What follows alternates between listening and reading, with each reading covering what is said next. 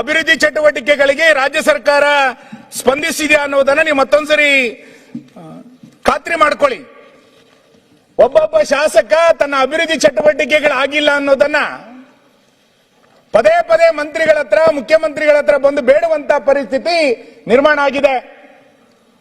ನಾನು ನಿನ್ನೆಯ ಅಥವಾ ಮೊನ್ನೆಯ ನಿಮ್ಮ ಕಾಲಿಂಗ್ ಅಟೆನ್ಷನ್ ಅಜೆಂಡಾವನ್ನ ನೀವು ಒಂದ್ಸರಿ ತೆಗೆದು ನೋಡಿ ಮಾನ್ಯ ಅಧ್ಯಕ್ಷರೇ. ಅಲ್ಲಿ ಕೂತಿರುವಂತ ಕೋಳಿವಾಡ್ರು ಕಾಲಿಂಗ್ ಅಟೆನ್ಷನ್ ಅಲ್ಲಿ ಪ್ರಶ್ನೆ ಕೇಳ್ತಾರೆ. ಏನ್ ಪ್ರಶ್ನೆ ಅಂತ ಕೇಳಿದ್ರೆ, ಶಾಸಕರ ನಿಧಿಯನ್ನ ಬಳಸ್ಕೊಳ್ಳಿಕ್ಕೆ ನಂಗೆ ಆಗ್ಲಿಲ್ಲ, ಅನುದಾನ ಬಿಡುಗಡೆ ಆಗ್ಲಿಲ್ಲ, ದಯಮಾಡಿ ಆ ಶಾಸಕರ ನಿಧಿಯನ್ನ ಬಿಡುಗಡೆ ಮಾಡಿ ಅಂತೇಳಿ ನಿಮ್ಮ ಆಡಳಿತ ಪಕ್ಷದ ಶಾಸಕ ಸದನದಲ್ಲಿ ಗಮನವನ್ನು ಸೆಳೀತಾರೆ ಎನ್ನುವಷ್ಟರ ಮಟ್ಟಿಗೆ ನಿಮ್ಮ ಆಡಳಿತದ ಅಳಿತಪ್ಪಿದೆ ಅಂತ ನನ್ನ ವಾದ.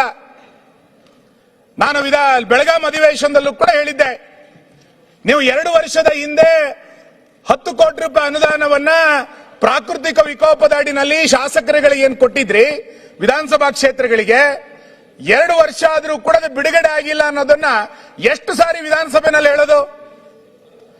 2 ವರ್ಷದ ಹಿಂದೆ ನೀವು ಕೊಟ್ಟಿದ್ದೀರಿ ಅಂತ ಒಪ್ಕೊಂಡ ನಂತರವೂ ಕೂಡ ಇನ್ನೂ ಬಿಡುಗಡೆ ಆಗಿಲ್ಲ ಅಂತಂದ್ರೆ ನಿಮ್ ಸರ್ಕಾರ ಸರಿದಾರಿಯಲ್ಲಿ ಹೋಗಿದೆ ಅಂತ ಹೆಂಗ ನಾವು ಈ ವಂದನಾ ನಿರ್ಣಯನ ಇದರಲ್ಲಿ ವ್ಯಕ್ತ ಮಾಡೋದು?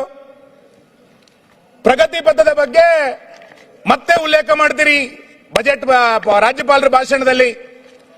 2025 ಕೊನೆಯಲ್ಲಿ ನಾವು, ನನಗೆ ಗೊತ್ತಿದ್ದಂತೆ 2023 ಬಜೆಟ್ ನಲ್ಲಿ ಹೇಳಿದ್ರಿ, 24 ರಾಜ್ಯಪಾಲರ ಭಾಷಣದಲ್ಲಿ ಹೇಳಿದ್ರಿ ಪ್ರಗತಿ ಪಥ ಅಂತ. ಇವತ್ತಿನ ತನಕ ಟೆಂಡರ್ ಆಗ್ಲಿಲ್ಲ.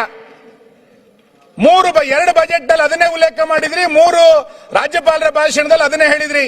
ಇನ್ನು ADB ಲೋನ್ ಸ್ಯಾಂಕ್ಷನ್ ಆಗಲಿಲ್ಲ ನಿಮಗೆ. ಅದಕ್ಕೆ ನಾನಾ ರೀತಿಯಾದಂತಹ ತಾಂತ್ರಿಕ ಕಾರಣಗಳನ್ನು ಇಟ್ಟುಕೊಂಡು ಪ್ರಗತಿ ಪಥ ಅಂತ ಹೇಳಲಿಕ್ಕೆ ಶುರು ಮಾಡಿದ್ರಿ. ಇವತ್ತಿನ ತನಕ ನಮ್ಮ ಕ್ಷೇತ್ರಗಳಲ್ಲಿ ಗ್ರಾಮೀಣ ರಸ್ತೆಗಳಿಗೆ ಮಾನ್ಯ ಅಧ್ಯಕ್ಷರೇ 1 ಕಿಲೋಮೀಟರ್ ರಸ್ತೆ ನಮ್ಮ ಕ್ಷೇತ್ರಗಳಲ್ಲಿ ಆಗ್ಲಿಲ್ಲ. ಈ ಸರ್ಕಾರ ಬಂದ ನಂತರ 1 ಕಿಲೋಮೀಟರ್ ರಸ್ತೆಯನ್ನ ಡಾಂಬರೀಕರಣ ಮಾಡಲಿಕ್ಕೆ ನಮಗೆ ಆಗ್ಲಿಲ್ಲ. ಗಂಗಾ ಕಲ್ಯಾಣದ ಬಗ್ಗೆ ಉಲ್ಲೇಖ ಮಾಡ್ತಾರೆ. ಗಂಗಾ ಕಲ್ಯಾಣಕ್ಕೆ ಬೋರ್ವೆಲ್ಗಳನ್ನ ಬೇರೆ ಬೇರೆ ನಿಗಮಗಳಿಂದ ತೆಗೆದ ನಂತರ ಎಷ್ಟು ಗಂಗಾ ಕಲ್ಯಾಣಕ್ಕೆ ನೀವು TC ಸಂಪರ್ಕ ಕೊಟ್ಟಿದ್ದೀರಿ ಹೇಳಿ ನೋಡೋಣ.